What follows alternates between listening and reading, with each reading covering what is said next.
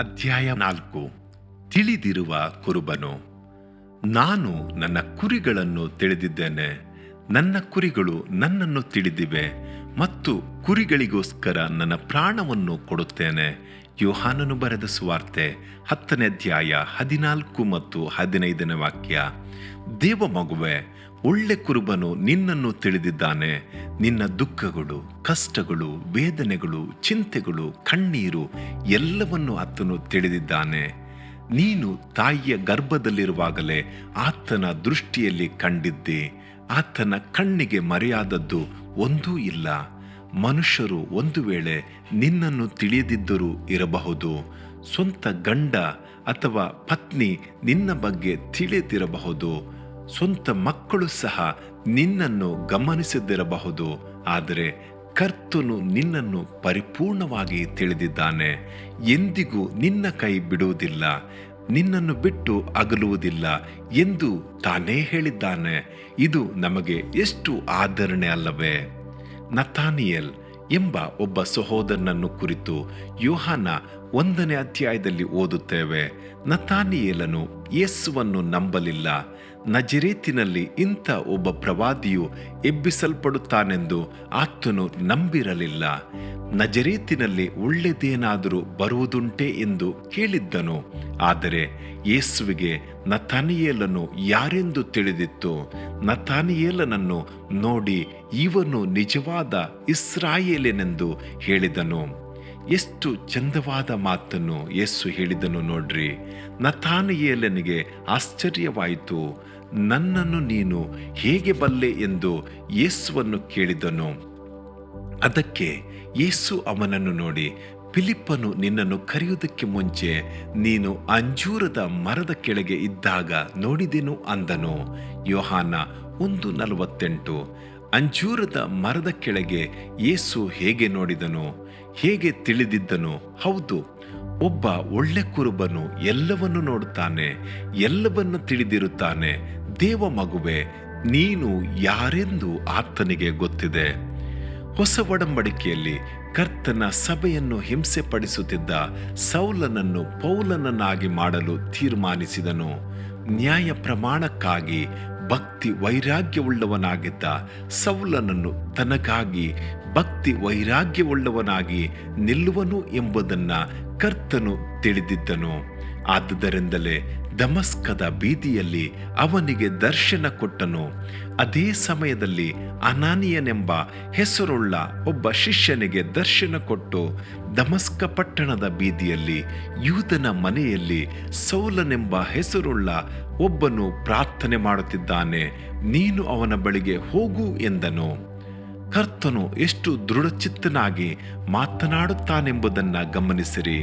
ಅನಾನಿಯ ಅದನ್ನು ಕೇಳಿದಾಗ, ದೇವರೇ, ಈ ಮನುಷ್ಯನು ಯೆರೂಸಲೇಮಿನಲ್ಲಿ ಪರಿಶುದ್ಧ ಜನರನ್ನು ಹಿಂಸೆ ಪಡಿಸುತ್ತಿದ್ದಾನೆಂದು ತಿಳಿದಿದ್ದೇನಲ್ಲ ಎಂದು ಹೇಳಿದಾಗ, ಕರ್ತನು ಅನಾನಿಯನಿಗೆ, ಆ ಮನುಷ್ಯನು ಅನ್ಯ ಜನರಿಗೂ ಅರಸುಗಳಿಗೂ ಇಸ್ರಾಯೇಲಿಯರಿಗೂ ನನ್ನ ಹೆಸರನ್ನು ತಿಳಿಸುವುದಕ್ಕಾಗಿ ನಾನು ಆರಿಸಿಕೊಂಡ ಸಾಧನವಾಗಿದ್ದಾನೆ. ಅಪೊಸ್ತಲರ ಕೃತ್ಯ 9ನೇ ಅಧ್ಯಾಯ 15 ಮತ್ತು 16ನೇ ವಾಕ್ಯ. ಸೌಲನು ಬೇರೆಯವರ ದೃಷ್ಟಿಯಲ್ಲಿ ಸಭೆಯನ್ನ ಹಿಂಸೆ ಪಡಿಸುವವನಾಗಿದ್ದರೂ ಕರ್ತನ ದೃಷ್ಟಿಯಲ್ಲಿ ಅವನು ದೇವರ ನಾಮಕ್ಕಾಗಿ ಎಷ್ಟೋ ಹಿಂಸೆಗಳನ್ನು ಅನುಭವಿಸುತ್ತಿದ್ದಾನೆಂದು ತಿಳಿದಿದ್ದನು. ಆದ್ದರಿಂದಲೇ ಯೇಸು ಹೇಳಿದ್ದು, ನಾನು ನನ್ನ ಕುರಿಗಳನ್ನು ತಿಳಿದಿದ್ದೇನೆ, ನನ್ನ ಕುರಿಗಳು ನನ್ನನ್ನು ತಿಳಿದಿವೆ ಅಂದನು. ಯೋಹಾನ 10:14-15. ದೇವ ಮಗುವೆ, ನೀನು ದೇವರ ಕುರಿಯಾಗಿದ್ದರೆ ನಿನಗೆ ದೇವರ ಕುರಿತು ಗೊತ್ತಿದೆ. ಆತನಿಗೂ ನೀನು ಯಾರೆಂಬುದು ತಿಳಿದಿದೆ. ನಿನ್ನನ್ನು ಕುರಿತು ಎಲ್ಲ ವಿವರಗಳು ಆತನಿಗೆ ಗೊತ್ತು. ನೀನು ಹುಟ್ಟಿದ್ದು, ಬೆಳೆದದ್ದು, ನಡೆದದ್ದು, ಎದ್ದಿದ್ದು ಎಲ್ಲವೂ ಆತನಿಗೆ ತಿಳಿದಿದೆ. ಸರಿ, ನಿನಗೆ ಆತನನ್ನ ಕುರಿತು ತಿಳಿದಿದೆಯಾ? ಸೌಲನಿಗೆ ಮೊದಲು ಯೇಸುವಿನ ಬಗ್ಗೆ ತಿಳಿದಿರಲಿಲ್ಲ. ಯೇಸು ತನ್ನನ್ನು ಕುರಿತು ಅವನಿಗೆ ತಿಳಿಸಿದಾಗ, ನೀನು ಹಿಂಸೆ ಪಡಿಸುವ ಯೇಸುವೇ ನಾನು ಅಂದನು. ಅಂದಿನಿಂದ ಸೌಲನು ಪೌಲನಾಗಿ ಮಾರ್ಪಟ್ಟನು, ಕ್ರಿಸ್ತನ ದಾಸನಾದನು. ತನ್ನನ್ನು ತಿಳಿದಿರುವ ದೇವರ ಕುರಿತಾಗಿ ತಿಳಿಯಲು ತನ್ನನ್ನು ಒಪ್ಪಿಸಿಕೊಟ್ಟನು. ಒಳ್ಳೆ ಕುರುಬನನ್ನು ತಿಳಿದುಕೊಳ್ಳಬೇಕಲ್ಲ ಎಂಬುದೇ ಪೌಲನ ಬಯಕೆಯಾಗಿತ್ತು. ಆದುದರಿಂದಲೇ ಅಪೊಸ್ತಲನಾದ ಪೌಲನು ಬರೆಯುತ್ತಾನೆ, ನನ್ನ ಕರ್ತನಾದ ಕ್ರಿಸ್ತ ಯೇಸುವನ್ನರಿಯುವುದೇ ಅತಿ ಶ್ರೇಷ್ಠವಾದದೆಂದು ತಿಳಿದು ಎಲ್ಲವನ್ನೂ ನಷ್ಟವೆಂದೆಣಿಸುತ್ತೇನೆ ಅಂದನು. ಫಿಲಿಪ್ಪಿ 3:8. ಕರ್ತನು ನಮ್ಮನ್ನು ತಿಳಿದಿದ್ದಾನೆ ಎಂಬುದಕ್ಕೆ ಇನ್ನೊಂದು ಸಂಭವವನ್ನು ನಾನು ತೋರಿಸಲು ಇಷ್ಟಪಡುತ್ತೇನೆ. ಕೊರ್ನೆಲ್ಯನು ಎಂಬ ಒಬ್ಬ ಮನುಷ್ಯನನ್ನು ಕುರಿತು ಅಪೊಸ್ತಲರ ಕೃತ್ಯ 10ನೇ ಅಧ್ಯಾಯದಲ್ಲಿ ನಾವು ಓದುತ್ತೇವೆ. ಅವನು ಇಸ್ರಾಯೇಲ್ ಕುಟುಂಬಕ್ಕೆ ಸೇರಿದವನು ಅಲ್ಲ, ಅನ್ಯ ಜನಾಂಗದವನು, ಶತಾಧಿಪತಿಯೂ ಆಗಿದ್ದಾನೆ. ಆದರೆ ಅವನಿಗೆ ಕರ್ತನ ಮೇಲೆ ಅಪರಿಮಿತವಾದ ಪ್ರೀತಿ ಇತ್ತು. ಕರ್ತನಿಗೆ ಕೊರ್ನೆಲ್ಯನ ವಿಷಯವೆಲ್ಲ ಚೆನ್ನಾಗಿ ತಿಳಿದಿತ್ತು. ಆದ್ದರಿಂದಲೇ ಆ ಕೊರ್ನೆಲ್ಯನನ್ನು ಸಂಧಿಸಲು ಇಷ್ಟಪಟ್ಟ ದೇವರು ಪೇತ್ರನಿಗೆ ಆ ಕೊರ್ನೆಲ್ಯನನ್ನು ಕುರಿತು ಪ್ರಕಟಿಸಿದನು. ಪೇತ್ರನೇ, ಈಗ 3 ಮನುಷ್ಯರು ನಿನ್ನನ್ನು ಹುಡುಕುತ್ತಾರೆ.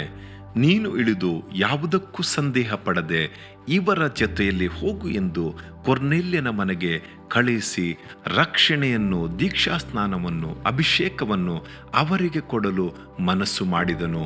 ಕರ್ತನಿಗೆ ತನ್ನ ಕುರಿಗಳ ಬಗ್ಗೆ ಚೆನ್ನಾಗಿ ತಿಳಿದಿದೆ. ಎಂದಿಗೂ ಆತನು ಕೈ ಬಿಡುವುದಿಲ್ಲ. ಅನೇಕರು ಹೀಗೆ ಯೋಚಿಸುತ್ತಾರೆ, ನಾನು ಮುಂದುವರಿಯಲು ಆಗುತ್ತಿಲ್ಲವಲ್ಲ, ನನಗಾಗಿ ನ್ಯಾಯ ವಿಚಾರಿಸುವವರು ಯಾರೂ ಇಲ್ಲವಲ್ಲ, ನನ್ನನ್ನು ತಿಳಿದಿರುವವರು ಯಾರೂ ಇಲ್ಲವಲ್ಲ ಎಂದು ನೀನು ಅಂಗಲಾಚಿಸುತ್ತಿರಬಹುದು. ಆದರೆ ಕರ್ತನು ನಿನ್ನನ್ನು ಎಂದಿಗೂ ಕೈಬಿಡುವವನಲ್ಲ. ಈಗಲೂ ಜನರನ್ನು ಸಂಖ್ಯೆಗಳ ಮೂಲಕವಾಗಿ ಗುರುತಿಸುತ್ತಾನೆ. ಒಬ್ಬ ವಿದ್ಯಾರ್ಥಿಗೆ ಒಂದು ಸಂಖ್ಯೆಯನ್ನು ಕೊಡುತ್ತಾರೆ. ಪರೀಕ್ಷೆಯನ್ನು ಅವನು ಆ ನಂಬರಿನಿಂದಲೇ ಬರೆಯಬೇಕು. ಬ್ಯಾಂಕುಗಳಿಗೆ ಹೋದರೆ ಅವರು ಒಂದು ಅಕೌಂಟ್ ನಂಬರನ್ನು ಕೊಡುತ್ತಾರೆ. ನಂಬರುಗಳ ಮೂಲಕವೇ ನಾವು ಗುರುತಿಸಲ್ಪಡುತ್ತೇವೆ. ಕಂಪ್ಯೂಟರ್ಗಳು ಬಂದು ಬಿಟ್ಟಿರುವುದರಿಂದ ಒಬ್ಬೊಬ್ಬರಿಗೂ ಒಂದೊಂದು ನಂಬರ್ಗಳು ಕೊಡಲ್ಪಟ್ಟಿರುತ್ತವೆ. ಆದರೆ ಯೇಸು ಕ್ರಿಸ್ತನಾದರೂ ನಮ್ಮನ್ನು ಸಂಖ್ಯೆಗಳಿಂದ ಗುರುತಿಸದೆ ನಮ್ಮ ಸ್ವಂತ ಹೆಸರುಗಳಿಂದಲೇ ನಮ್ಮನ್ನು ಗುರುತಿಸುತ್ತಾನೆ. ಚಿಕ್ಕ ಚಿಕ್ಕ ಕಾರ್ಯಗಳನ್ನು ಆತನು ತಿಳಿದುಕೊಳ್ಳುತ್ತಾನೆ ಮತ್ತು ಆತನು ನಿನ್ನನ್ನು ಪ್ರೀತಿಸುತ್ತಾನೆ. ಒಂದು ಸಾರಿ ಒಂದು ಸಭೆಯಲ್ಲಿ ಪ್ರಸಂಗ ನಡೆಯುತ್ತಿರುವಾಗ ಒಬ್ಬ ವಿಶ್ವಾಸಿಯು ಬಂದರು. ಅವರು ಆ ಬೋಧಕರ ಪ್ರಸಂಗವನ್ನು ಭಾಷಾಂತರ ಮಾಡುತ್ತಿದ್ದ ವ್ಯಕ್ತಿಯನ್ನು ಗಮನಿಸಿದಾಗ ಅವರು ಶೂಗಳನ್ನು ಹಾಕಿಕೊಂಡಿದ್ದರು. ಅಷ್ಟೇ, ಇದನ್ನು ನೋಡಿದ ವಿಶ್ವಾಸಿಗೆ ಬಹಳ ಕೋಪ ಬಂದಿತು. ಅರ್ಧದಲ್ಲಿಯೇ ಕೂಟದಿಂದ ಎದ್ದು ಹೊರಟೇ ಹೋದರು. ಕೆಲವು ತಿಂಗಳುಗಳಾದ ನಂತರ ಆ ಸಭೆಯ ಬೋಧಕರು ಆ ವಿಶ್ವಾಸಿಯನ್ನು ನೋಡಿ, ಅಯ್ಯ, ನೀನು ನಮ್ಮ ಸಭೆಯ ಆರಾಧನೆಗೆ ಬಂದಿದ್ದೀರಿ, ಆದರೆ ಅರ್ಧದಲ್ಲಿ ಎದ್ದು ಹೊರಟು ಹೋದಿರಲ್ಲ. ಅದಾದ ನಂತರ ಸಭೆಯ ಆರಾಧನೆಗೆ ಬರಲಿಲ್ಲವಲ್ಲ, ಏಕೆ ಎಂದು ವಿಚಾರಿಸಿದರು. ಅದಕ್ಕೆ ಆ ವಿಶ್ವಾಸಿಯು ಬಹಳ ಕೋಪದಿಂದ, ನಿಮ್ಮ ಸಭೆಯಲ್ಲಿ ಭಾಷಾಂತರ ಮಾಡುವವರು ಶೂ ಹಾಕಿಕೊಂಡೇ ಭಾಷಾಂತರ ಮಾಡುತ್ತಾರೆ. ಇದನ್ನು ನೀವು ಸಹ ಅನುಮತಿಸಿದ್ದೀರಿ. ಪರಿಶುದ್ಧ ಸ್ಥಳವನ್ನ ಅಶುದ್ಧ ಮಾಡಬಹುದೇ ಎಂದು ಕೋಪಾವಶ್ಯದಿಂದ ಹೇಳಿದರು. ಇದನ್ನು ಕೇಳಿದ ಬೋಧಕರ ಕಣ್ಣಿನಿಂದ ನೀರು ಸುರಿಯಿತು. ಅಯ್ಯ, ನಿಮಗೆ ಅವರ ವಿಷಯ ಗೊತ್ತಿಲ್ಲದಿರುವುದರಿಂದ ಹಾಗೆ ಮಾತನಾಡುವಿರಿ, ಅವರ ಮೇಲೆ ತಪ್ಪು ಹೊರಿಸುತ್ತೀರಿ. ಅವರು ಒಂದು ಅಪಘಾತದಲ್ಲಿ ಒಂದು ಕಾಲನ್ನ ಕಳೆದುಕೊಂಡು ಮರದ ಕಾಲು ಹಾಕಿಕೊಂಡಿದ್ದಾರೆ. ಆ ಕಾಲಿಗೆ ಶೂ ಇಲ್ಲದೆ ಅವರಿಗೆ ನಡೆಯಲು ಆಗುವುದಿಲ್ಲ. ಆ ಸಹೋದರನ ದುಃಖವೆಲ್ಲ ನನಗೆ ತಿಳಿದಿದೆ. ನೀವು ನಿಮ್ಮ ಕಾಲನ್ನ ಕಳೆದುಕೊಂಡಿದ್ದರೆ ಏನು ಮಾಡುತ್ತಿದ್ದೀರಿ?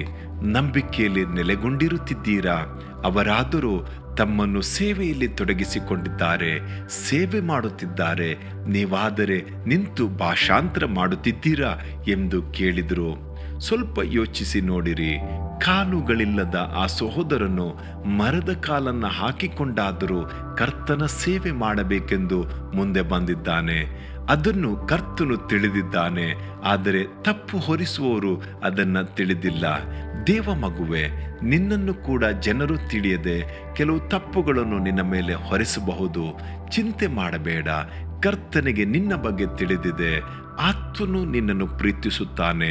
ಆತನು ಆದರಿಸುತ್ತಾನೆ, ಉದ್ಧರಿಸುತ್ತಾನೆ.